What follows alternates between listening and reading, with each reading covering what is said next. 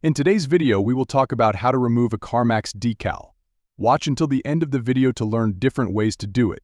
There are several effective methods you can use to remove the Carmax decal from your car.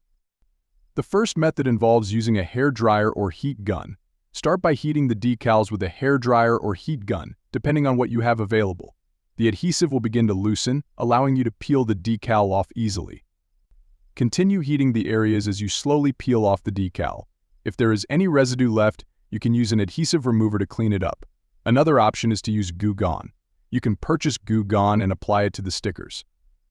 Let it sit for a while, and you will notice that the stickers start to loosen. You can then peel them off with a cloth or your fingernails.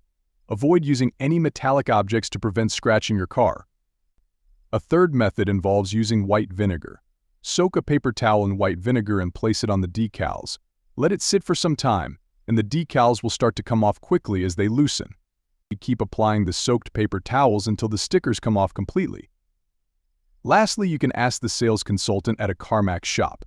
In most Carmax locations, you can approach a sales consultant and politely request that they remove the decal for you. So, that's it. Removing a Carmax decal is that easy. Thanks for watching.